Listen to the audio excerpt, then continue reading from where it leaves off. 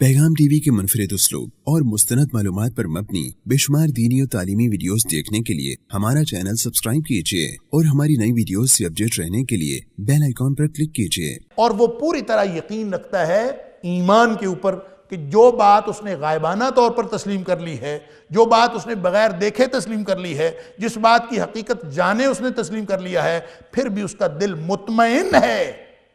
कि वो बात ही हकीकत है। वो कोई मजबूर नहीं किया गया, अपने दिल की खुशी से उसने उसको तस्लीम किया। इस दिल की खुशी और कैफियत को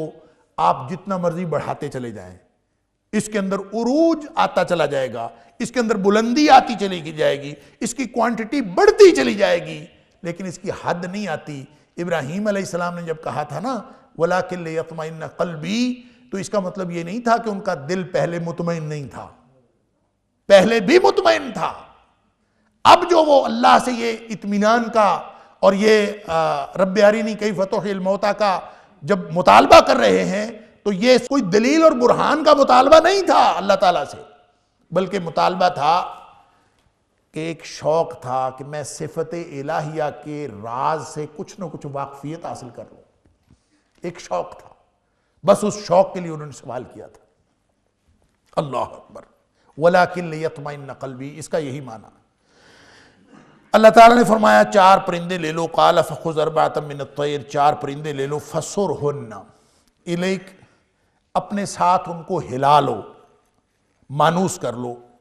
सुम्मा जअल अला कुल्लि जबलिन मिनहुन्ना जुज़अन, फिर रख दो हर पहाड़ पर उनमें से एक हिस्सा। सुम्मा दुउहुन्ना,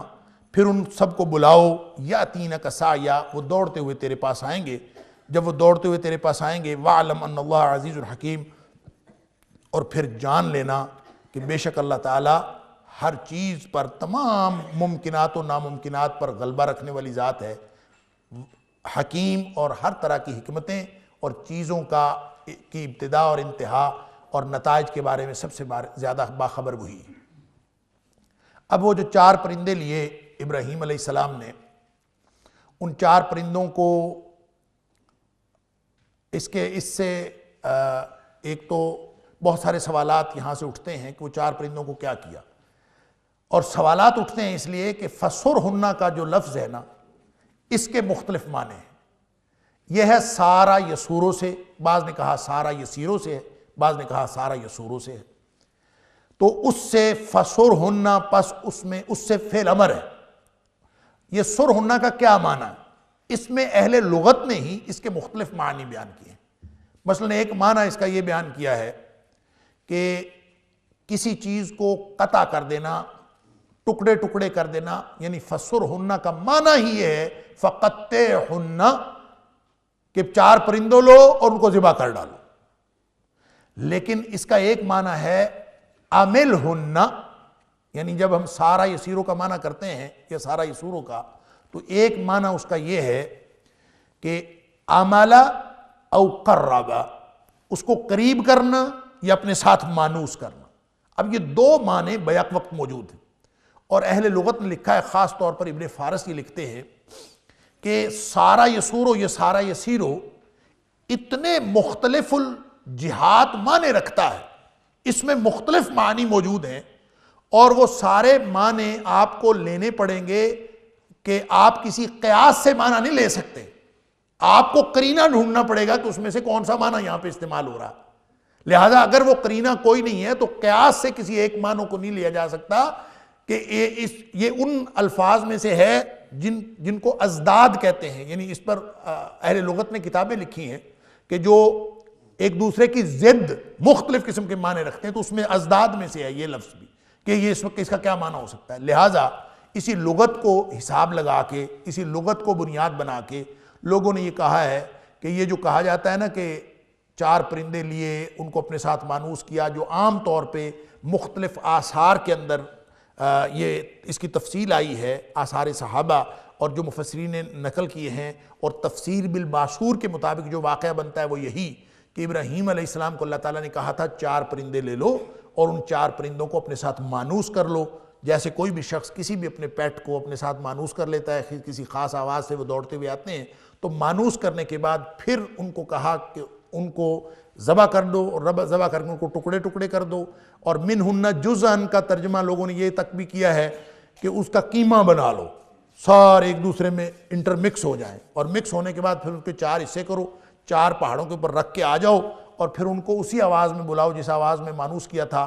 تو یأتینک سعیا, پھر وہ دوڑتے ہوئے تیرے پاس آ جائیں گے. یعنی ہر ایک کا جو گوشت کا ٹکڑا تھا وہ اس کے ساتھ ملے گا, اور آپس میں وہ مل کے ایک نیا پرندہ بنے گا, تیرے پاس آ جائے گا, اور پھر تجھے پتہ چلے گا کہ اللہ تعالیٰ کس طرح مردوں کو زندہ کرتا ہے. یہ ہے وہ واقعہ جو آثار صحابہ سے, اور اس کی تفسیر بالمعصور کریں تو جو بات سمجھ آتی ہے وہ یہی واقعہ. لیکن جو جدید ذہن ہے وہ اس سے لغت کو بنیاد بنا کر نئے نئے معنی کشید کرتا ہے,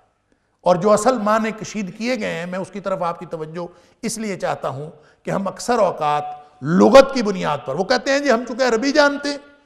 لہذا عربی کے اندر اس کے یہ معنی ہیں, اور اس کو معنی کو بنیاد بنا کر جو مرضی ترجمہ کر لیں. تو یہ بات میں پہلے بھی کئی دفعہ کہہ چکا ہوں کہ اگر صرف لغت کو بنیاد بنایا جائے تو صلاۃ جو قرآن میں بار بار حکم آیا ہے اقیم الصلاۃ اقیم الصلاۃ, اس کا طریقہ تو نہیں بتایا کہ صلاۃ کیسے قائم کرنی ہے, طریقہ تو نبی کریم صلی اللہ علیہ وسلم نے بتایا. تو صلاۃ کے عربی لغت کے اندر 22 معنی ہیں.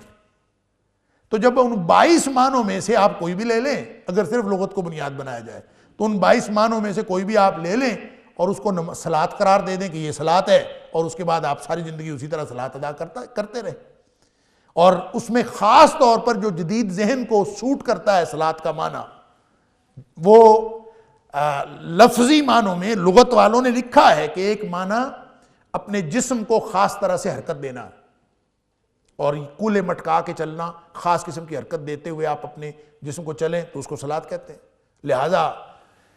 یہ ترجمہ کیا جا سکتا ہے اگر کوئی شخص کرنا چاہے لغت کی بنیاد پر, تو یہ ترجمہ کر سکتا ہے کہ یہ جو ڈانس ہے آج کل کا اور خاص قسم کا ڈانس, اس کو صلاۃ قرار دے دے کہ یہی صلاۃ. تو لغت کی بنیاد پر اس کو صلاۃ قرار دیا جا سکتا ہے. لیکن قرآن کی اصطلاح ہے, قرآن اترا ہے نبی اکرم صلی اللہ علیہ وسلم پر, اور نبی اکرم صلی اللہ علیہ وسلم کو یہ اتھارٹی بتائی گئی کہ وَأَنزَلْنَا إِلَيْكَ الذِّكْرَ لِتُبَيِّنَ لِلنَّاسِ مَا نُزِّلَ إِلَيْهِمْ, کہ اے حبیب صلی اللہ علیہ وسلم یہ ذکر ہم تیری طرف نازل کر رہے ہیں, اور تیری طرف اس لیے نازل کر رہے ہیں تاکہ تو لوگوں کے اوپر وضاحت کے ساتھ لوگوں کو بتا دے, ان کے اوپر واضح کر دے کہ ان کے اوپر کیا نازل کیا گیا ہے. لہذا صلاۃ میں کیا نازل ہوا ہے یہ نبی کریم صلی اللہ علیہ وسلم بتائیں گے کہ کیا نازل ہوا ہے. ایک تو بات یہ ہے کہ جب آثار صحابہ سے وہ واقعہ ثابت ہے تو ہمیں وہی واقعہ ہی تسلیم کرنا چاہیے. اور دوسری بات یہ ہے کہ جو نئے معنی اس میں پہنائے گئے ہیں وہ یہ ہیں, آپ پہلے سن لیجئے, پھر اس کے بعد ہم دیکھتے ہیں کہ قرآن کا سیاق, آثار کو اگر مائنس بھی کر دیا جائے تو قرآن کا سیاق بھی اس معنی کی تائید نہیں کرتا. وہ کہتے ہیں کہ اصل میں ابراہیم علیہ السلام نے جب کہا تھا نا کہ رب ارینی کیف تحیی الموتى, مجھے تو اللہ دکھا کہ تو مردوں کو زندہ کیسے کرتا ہے, تو یہ اصل میں مردوں کو زندہ کرنے کے بارے میں سوال نہیں تھا. یہ تھا کہ قوموں کے اوپر اگر مردگی چھا جائے, کبھی قومیں مردہ ہو جائیں اپنے عمل یا فکر کے اعتبار سے, یا ٹھہراؤ کا شکار ہو جائیں, تو قوموں کا احیاء کیسے کرنا ہے. یہ مردوں کو زندہ کرنے والی بات نہیں تھی, بلکہ مردہ اقوام کے احیاء کی بات تھی جو ابراہیم علیہ السلام نے پوچھی تھی. لہٰذا فَسُرْهُنَّ کا معنی سوائے اس کے کہ اپنے ساتھ مانوس کر لو اور کوئی معنی نہیں. اور جانوروں والی بات اس کی کوئی ضرورت نہیں ہے, اس میں جانوروں کا ذکر ہی نہیں ہے. وہ کہتے ہیں کہ وہ جو جانوروں کے ساتھ جو تشبیہ دی گئی ہے یہ صرف تشبیہ اس لیے دی گئی ہے کہ جس طرح جانوروں کو آپ اپنے ساتھ مانوس کر لیتے ہیں, مانوس کرنے کے بعد پھر ان کو مختلف پہاڑوں پہ دور دور رکھائیں, یہ نہیں ہے کہ ان کو الگ الگ ٹکڑے ٹکڑے کر کے دے آئیں اور قیمہ بنا کے رکھائیں, یہ نہیں تھا. وہ کہتے ہیں کہ اللہ تعالیٰ نے یہ مثال دی ابراہیم علیہ السلام کو, طریقہ بتایا کہ اگر قومیں مردہ ہو جائیں تو ان کے احیاء کے لیے کیا کرنا ہے. ان کے لیے یہ کرنا ہے کہ جیسے پرندے لے لو, پرندوں کو اپنے ساتھ مانوس کر لو, پرندے مانوس ہو گئے, اور پھر ان کو دور دور پہاڑوں پہ چھوڑ آؤ. گویا حالات خراب ہو گئے, منتشر ہو گئی قوم, قوموں کے اوپر مردگی چھا گئی, اور مردگی چھانے کے بعد پھر آپ ان کو بلاتے ہیں اسی مانوس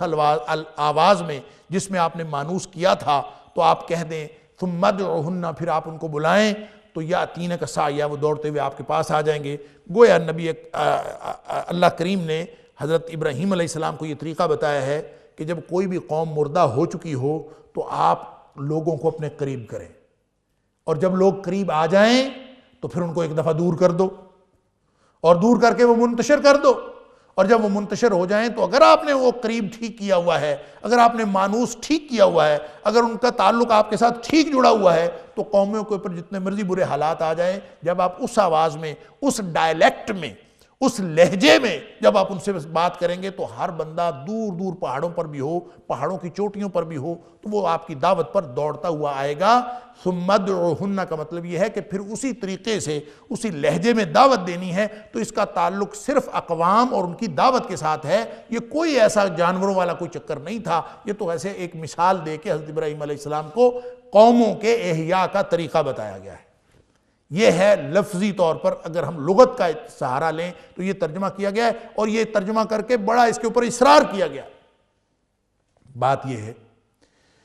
کہ پورے قرآن کا سیاق و سباق دیکھیں تو یہاں پہ عقیدے کی وضاحت ہو رہی ہے، یہاں پہ قوموں کے احیاء کا طریقہ نہیں بتایا جا رہا۔ آیت الکرسی آئی، پھر اس کے بعد یہ جو پچھلی آیت جہاں مبدا اللہ تعالیٰ کی صانع ہونے اور خالق ہونے کا ثبوت پیش کیا گیا، پھر اس کے بعد او کالذی مر علی قریۃ، حضرت عزیر علیہ السلام کا واقعہ بتایا گیا، تو وہاں پہ بھی مردوں کو زندہ کرنے کے حوالے سے، بعث بعد الموت کے حوالے سے بات کی گئی، حشر نشر کے حوالے سے بات کی گئی۔ اور تیسری بات، یعنی یہ سیاق و سباق یہ بتاتا ہے کہ اس سے مراد بعث بعد الموت کے عقیدے کی بات تھی، اس کا تعلق کوئی قوموں کے احیاء کے ساتھ نہیں۔ اور تیسری بات یہ ہے کہ حضرت ابراہیم علیہ السلام کو اگر یہ جو یہاں پہ جتنے بھی واقعات ذکر ہو رہے ہیں، یہ تو ان نشانیوں کے حوالے سے ذکر ہو رہے ہیں جن نشانیوں کے بعد اطمینان قلب حاصل ہوتا ہے، اور ایک معجزانہ حیثیت ہے ان واقعات کی۔ اگر اس کا تعلق احیاء اقوام کے ساتھ ہو تو اس کی اعجازی حیثیت کیا رہ جاتی ہے؟ اس کی معجزانہ حیثیت تو رہ کوئی نہیں جاتی۔ تو اصل میں یہ معجزانہ حیثیت برقرار ہی اس وقت رہتی ہے جب اس سے مراد پرندے لیے جائیں، اور یہ واقعتاً ایک واقعہ ہوا تھا، ابراہیم علیہ السلام نے اس کے مطابق کیا تھا، اور ان کو پرندوں کو، اور یہی دیکھنا چاہتے تھے ابراہیم علیہ السلام۔ اللہ تعالیٰ نے کذالک نری ابراہیم ملکوت السماوات والارض ولیکون من الموقنین، یہ جو سورۃ الانعام کے اندر فرمایا، اس میں بھی اسی بات کی وضاحت ہوتی ہے کہ اللہ تعالیٰ نے مختلف قسم کے امور دکھائے تھے معجزانہ طور پر حضرت ابراہیم علیہ السلام کو، جس سے ان کے یقین اور اطمینان کے اندر اضافہ ہوا تھا۔ یہ ہے اصل میں بات۔ لہٰذا اگر فسرہن کا لفظ آپ کو یا جدید ذہن کو مشکل میں ڈال رہا ہو کہ فسرہن کا معنی عملہن یا فقطعہن، ان دونوں میں سے ایک معنی جو میں پہلے عرض کر چکا ہوں۔ عملہن کا مطلب ہوگا کہ ان کو مانوس کر لو، بس اس کا تعلق مانوس ہونے کے ساتھ۔ فقطعہن میں اس کا ترجمہ نہیں کر سکتے، ٹھیک ہے، نہ کریں، کوئی حرج نہیں، پھر بھی آپ کو وہ اعجازی واقعہ ماننا پڑے گا۔ اس کی کیا وجہ ہے کہ قرآن پاک کا سیاق و سباق اس کا مطالبہ کرتا۔ کیسے؟ فسرہن الیک، اپنے ساتھ مانوس کر لیجئے۔ دیکھیں، فسرہن کا معنی قطعہن لے لیں، یا بعض مفسرین نے کہا ہے کہ یہاں پہ فسرہن کا معنی تو عملہن ہی ہے کہ ان کو مانوس کر لو، فقطعہن اور ان کو ٹکڑے ٹکڑے کر ڈالو، یہ یہاں پہ محذوف ہے۔ تو اگر ظاہر ہے کہ جو فسرہن کی بنیاد پر اس کو احیاء اقوام کی تھیوری پیش کر رہے ہیں، وہ اس کو محذوف نہیں مانتے۔ میری بھی رائے یہ ہے کہ محذوف ماننے کی کوئی ضرورت نہیں، کہ کوئی ضرورت نہیں کہ ہم یہاں پہ کسی لفظ کو محذوف مانیں۔ لیکن اس کا کیا ترجمہ کریں گے؟ ثم اجعل علی کل جبل منہن جزءا، 4 پرندے آپ نے مانوس کر لیے، قطعہن کو چھوڑ دیجئے، ان میں سے ان 4 پرندوں میں سے جزءا، جز ہوتا ہے کل کے مقابلے میں، پورا پرندہ آپ نے نہیں کہیں رکھنا، اس میں سے ایک حصہ رکھنا ہے۔ تو جب آپ نے ایک حصہ رکھنا ہے تو پرندے کے ٹکڑے ٹکڑے کیے بغیر حصہ ہو کیسے سکتا؟ لہٰذا قرآن کے اپنے الفاظ یہ بتا رہے ہیں کہ یہ احیاء اقوام کی جو تھیوری پیش کی جا رہی ہے، یہ ساری کی ساری غلط ہے، اور قرآن کی اعجازی حیثیت کو ختم کرنے کے لیے ہے، اور وہی جو تاریخ کے مشرکین کو اشکال تھا، احیاء موتا کے بارے میں، باس بعد الموت کے بارے میں اور حشر نشر کے بارے میں اس واقعے کو اس کی دلیل بنانے کی بجائے اس کو ایسا مائلڈ اور ایسا ترجمہ اور ایسا مفہوم دے دیا گیا ہے کہ لوگ اس کو سمجھ ہی نہ سکیں کہ اصل میں اس کی اعجازی حیثیت بتائی جا رہی ہے اور اللہ تعالیٰ کی قدرت کا اظہار ہے یہاں پہ۔ لہٰذا جزءاً کا معنی یہ لفظ واضح کر دیتا ہے کہ ان پرندوں کو باقاعدہ اسی طرح کیا گیا تھا جس طرح سے آثار سے ثابت ہے۔ گویا آثار کو نہ بھی مانا جائے تو قرآن کا اپنا سیاق اس بات کا مطالبہ کرتا ہے کہ جس طرح سے آثار سے اس کی تفسیر ہوتی ہے اسی کو تسلیم کیے بغیر اور کوئی چارہ نہیں۔ ابراہیم علیہ السلام نے سوال بھی اسی طرح کیا تھا کہ ان کو صفت الہی کے راز سے واقفیت کا شوق تھا، اطمینان قلب۔ اللہ مانتا تو ہوں، اولم تؤمن، مانتا نہیں ہے تو؟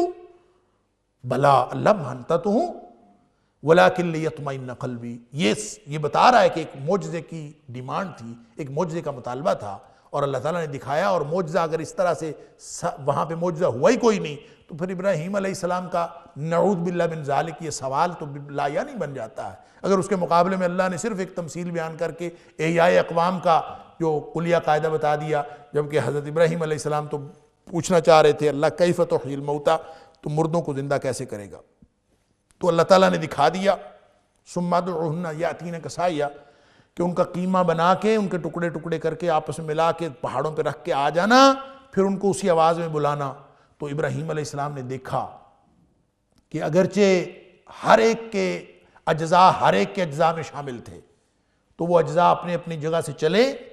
وہ وہاں پہنچے، ایک پرندہ بنا، وہ اڑتا ہوا ابراہیم علیہ السلام کے پاس۔ اللہ اکبر! یہ ہے اصل میں اللہ کی قدرت کا مظاہرہ جو اللہ تعالیٰ نے ہر ایک کو کروایا۔ نبی اکرم صلی اللہ علیہ وآلہ وسلم کو آسمانوں پہ لے جا کے بھی اللہ تعالیٰ نے نشانیاں دکھائیں، لِنُرِيَهُ مِنْ آیَاتِنَا، اور اللہ تعالیٰ نے نبی اکرم صلی اللہ علیہ وسلم کو یہاں اپنی عمومی زندگی میں بھی نشانیاں دکھائیں، اور وہ نشانیاں اسی لیے ہوتی تھیں، یعنی نبی اکرم صلی اللہ علیہ وآلہ وسلم ایک دفعہ نماز پڑھ رہے تھے تو نماز پڑھتے پڑھتے آپ تھوڑا پیچھے ہٹے۔ بعد ازاں صحابہ کرام نے پوچھا اللہ کے رسول صلی اللہ علیہ وسلم آپ پیچھے ہٹے تھے نماز میں، یہ پہلے تو آپ نے کبھی اس طرح نہیں کیا، تو کیا مسئلہ ہوا؟ تو نبی اکرم صلی اللہ علیہ وسلم نے فرمایا کہ مجھے نماز کے دوران جہنم دکھائی گئی، تو جہنم کی حدت سے، اس کی گرمی سے بچنے کے لیے میں تھوڑا سا پیچھے ہوا۔ اسی طرح ایک روایت کے اندر آتا ہے کہ نبی اکرم صلی اللہ علیہ وسلم نے ایک دن نماز کے دوران ذرا ہاتھ آگے بڑھایا، اور ہاتھ آگے بڑھا کے پھر نبی کریم صلی اللہ علیہ وسلم پیچھے کر لیا۔ بعد میں صحابہ کرام نے پوچھا کہ اللہ کے رسول صلی اللہ علیہ وسلم آپ نے پہلے تو ایسے کبھی نہیں کیا، تو یہ آپ نے کیا کیا تھا؟ تو نبی اکرم صلی اللہ علیہ وسلم نے بتایا کہ مجھے نماز کے دوران جنت دکھائی گئی تھی، اور جنت کے اندر انگوروں کا ایک خوشہ بالکل میرے قریب تھا،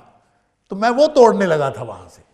یعنی اتنی قریب نبی کریم صلی اللہ علیہ وسلم کو لا کے جنت دکھائی گئی کہ آپ نے ہاتھ آگے بڑھایا اس کا انگور کا خوشہ توڑنے کے لیے۔ تو کہنے کی بات یہ ہے کہ انبیاء کو اللہ تعالیٰ اس طرح کے معجزے دکھاتا ہے، اس طرح کی نشانیاں دکھاتا ہے، اور ابراہیم علیہ السلام کو بھی جو سورہ انعام کی آیت اس کی وضاحت کرتی ہے کہ کذالک نوری ابراہیم، ہم نے دکھائے ابراہیم کو، تو ابراہیم کو یہ دکھایا ہے، آپ کو کیا اعتراض ہے؟ اللہ تعالیٰ اپنے نبیوں کو معجزے دکھاتا ہے، تو معجزوں کا انکار کرنے والے، اس کے پیچھے احادیث کا انکار اور اپنی عقلیت، دیکھیں پوری ہم تاریخ کے اندر جب دیکھتے ہیں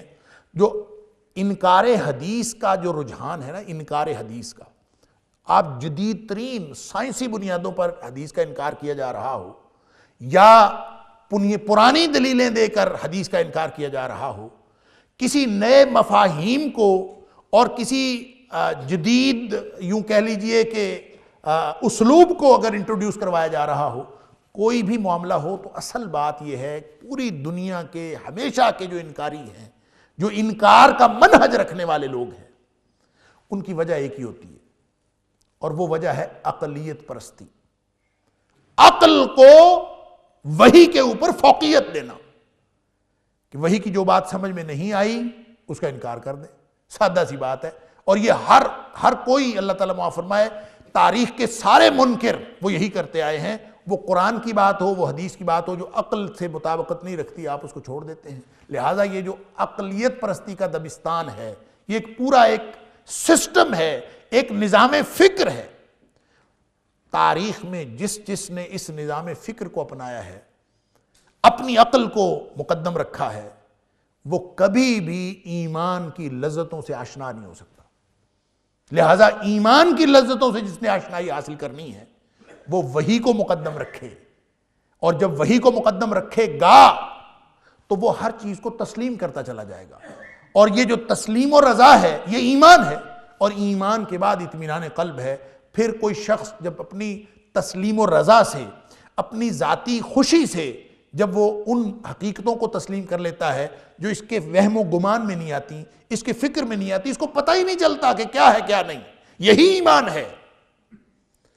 وہ واقعہ میں نے کئی دفعہ عرض کیا ہے، بخاری شریف کی کتاب المناقب کے اندر بھی ہے اور دیگر ابواب میں بھی، امام بخاری نے 2-3 جگہوں پہ یہ واقعہ لکھا، اور بڑا اہم واقعہ ہے ایمان کو سمجھنے کے لیے، کہ نبی اکرم صلی اللہ علیہ وسلم کسی پرانے وقتوں کے کسی واقعے کا ذکر فرما رہے تھے، اور آپ نے فرمایا کہ کسی شخص نے، بنی اسرائیل کے کوئی شخص تھا، اور اس نے اپنے بیل کے اوپر وزن ڈال دیا۔ تو بیل کے اوپر جب وزن پڑا تو بیل بولنے لگا، اور اس نے اپنے مالک سے کہا کہ میں وزن ڈالنے کے لیے تو نہیں ہوں، میں تو کھیتوں میں ہل چلانے کے لیے ہوں، یعنی آپ نے میرے اوپر وزن ڈال دیا ہے، وزن ڈالنے کے لیے تو گدھا ہوتا ہے، خچر ہوتا ہے، اور مختلف اونٹ ہوتا ہے، میں تو کھیتوں میں ہل چلانے کے لیے ہوں۔ اللہ اکبر، ولکنی خلقت للحرث، میں تو پیدا ہی اس لیے کیا گیا ہوں کہ مجھے کھیتوں میں ہل چلایا جائے، مجھے آپ نے یہ کیا کیا؟ تو بیل نے اپنے مالک سے یہ کہا۔ تو ابھی نبی کریم صلی اللہ علیہ وسلم نے اتنی بات کہی تھی، تو محفل میں سے کوئی شخص بولا اور حیران ہوا کہ اللہ کے رسول صلی اللہ علیہ وسلم، کبھی بیل نے بھی باتیں کی؟ بیل تو نہیں بولتا نا، بیل کا بھی باتیں کرتا ہے۔ اب نبی اکرم صلی اللہ علیہ وسلم یہ بتا سکتے تھے کہ بیل بولتا ہے، یا آپ کہہ سکتے تھے ہاں عام طور پر تو نہیں بولتا، ایک دفعہ بولا تھا۔ نبی کریم صلی اللہ علیہ وسلم نے بیل کے بولنے یا نہ بولنے کے بارے میں کوئی بات نہیں ارشاد فرمائی۔ آپ نے فرمایا کہ بیل بولتا ہے کہ نہیں بولتا، یا بیل بولا کہ نہیں بولا، میں بھی اس پر ایمان رکھتا ہوں، ابو بکر بھی ایمان رکھتا ہے، عمر بھی ایمان رکھتا ہے، اور بیل بولا کہ نہیں بولا، میری بات پہ اگر یقین نہیں آتا تو ابو بکر سے پوچھ لو اور عمر سے پوچھ لو۔ اب ابو بکر اور عمر اس وقت عینی گواہ تھے، یہ موجود تھے، انہوں نے دیکھا تھا بیل کو بولتے ہوئے، انہوں نے سنا تھا، یہ موقع کے گواہ تھے۔ تو ابو بکر سے کیوں پوچھ لو، عمر سے کیوں پوچھ لو؟ اس لیے پوچھ لو کہ ابو بکر اور عمر ایمان کی اس سطح پر ہیں کہ ان کو معلوم ہے کہ نبی اکرم صلی اللہ علیہ وسلم جو بات فرما دیں ویسے ہی ہوتا ہے، ایمان کا تقاضا یہ ہے۔ اور میں یہ عرض کیا کرتا ہوں کہ تاریخ کے اندر اگر کوئی ایک بھی واقعہ ایسا رپورٹ نہ ہوا ہو کہ بیل بولا ہو یا گائے بولی ہو، تاریخ میں ایک بھی واقعہ رپورٹ نہ ہوا ہو، تو بھی نبی کریم صلی اللہ علیہ وسلم فرمائیں کہ ایسا واقعہ ہوا ہے، تو ایمان کا تقاضا یہ ہے کہ آپ اس کو تسلیم کر لیں کہ ایسا واقعہ ہو گیا ہے۔ لہٰذا اللہ کے قرآن کی بات، نبی پاک صلی اللہ علیہ وسلم کے فرمان کی بات، ایمان کے اعتبار سے ہمیں ہر وہ بات تسلیم کرنی ہے کہ ہماری عقل میں آئے چاہے نہ آئے، ہماری تاریخ میں ہو چاہے نہ ہو، ہمارے سارے جو علوم کے دیگر ذرائع ہیں، جو دیگر ذرائع علم ہیں، وہ چاہے حواس ہیں، چاہے ہماری عقل ہے، چاہے ہمارا وجدان ہے، چاہے ہمارا الہام ہے، چاہے ہمارا کشف ہے، چاہے ہمارا مکاشفہ ہے، چاہے ہمارا تجربہ ہے، چاہے ہمارا مشاہدہ ہے، یہ سب اس کی مخالفت کریں، اللہ کا قرآن بتائے، نبی پاک صلی اللہ علیہ وسلم کا فرمان بتائے، تو ایمان کا تقاضا یہ ہے کہ اس کو تسلیم کر لیا جائے۔ یہی وہ بات ہے جو اللہ کریم بتا رہے ہیں۔ ابراہیم سے پوچھا تھا وَلَمْ تُؤْمِنْ، تو نے تو نہیں دیکھا، ابراہیم علیہ السلام نے کسی مردے کو زندہ ہوتے کبھی نہیں دیکھا، لیکن قَالَ بَلَا، دیکھا نہیں ہے، مشاہدہ نہیں ہے، تجربہ نہیں ہے، لیکن ایمان ہے، ایمان اعلیٰ ترین ہے تجربہ نہ ہونے کے باوجود۔ تو فرمایا وَعَلَمْ أَنَّ اللَّهَ عَزِيزٌ حَكِيمٌ، جب تم دیکھ لو گے، اپنی آنکھوں سے دیکھ لیا، وَعَلَمْ، یہ ہے وہ علم جس کے بارے میں اللہ تعالیٰ نے فرمایا وَلَا يُحِيطُونَ بِشَيْءٍ مِّنْ عِلْمِهِ إِلَّا بِمَا شَاءَ، وہ کسی کو نہیں دکھاتا،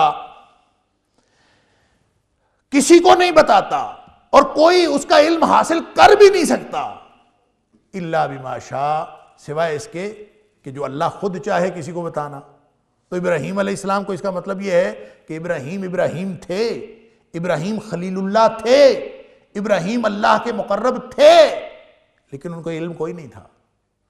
اب سن لیجئے نبی اکرم صلی اللہ علیہ وسلم کیا فرما رہے ہیں۔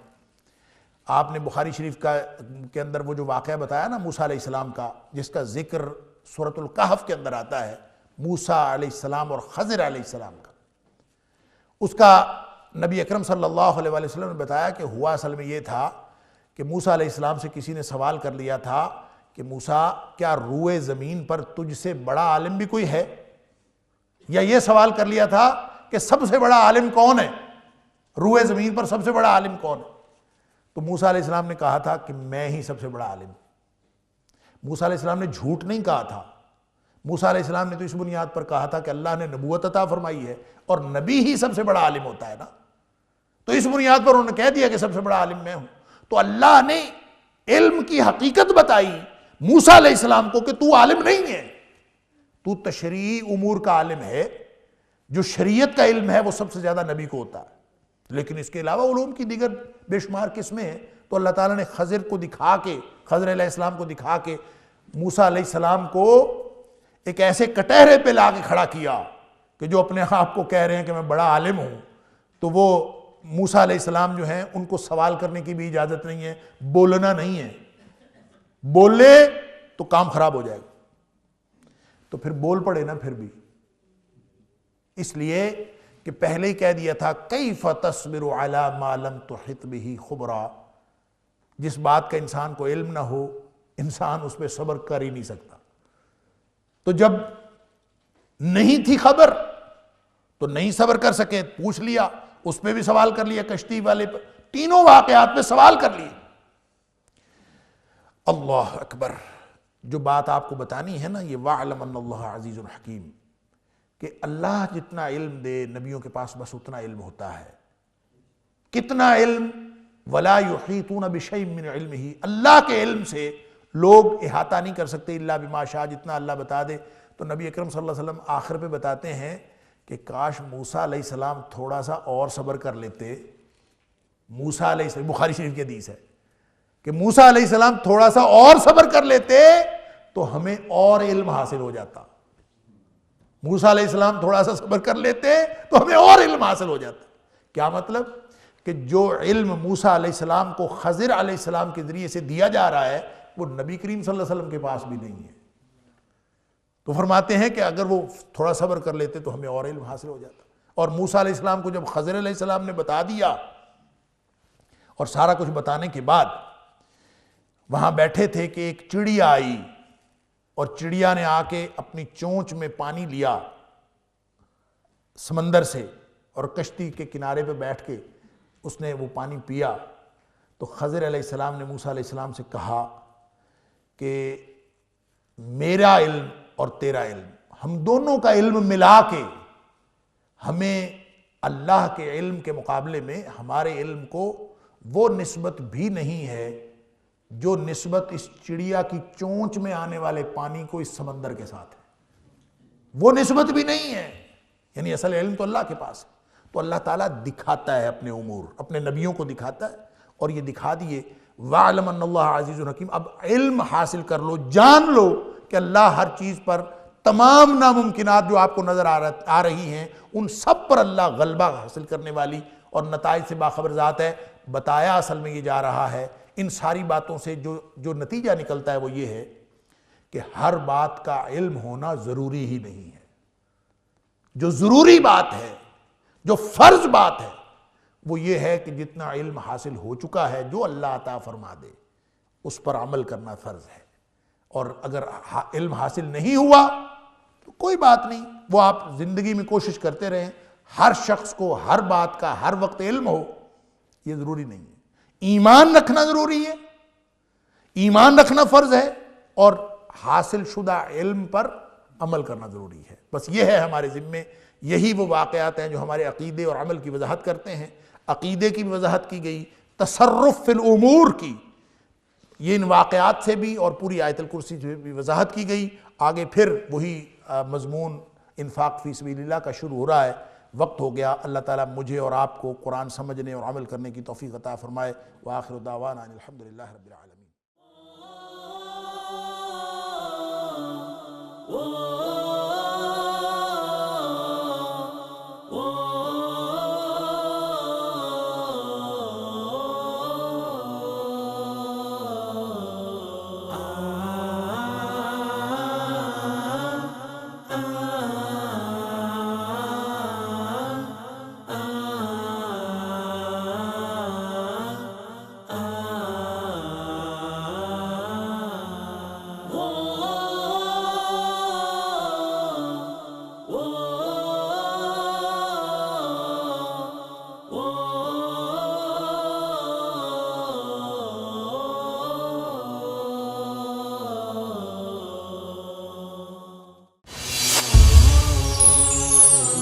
پیغام ٹی وی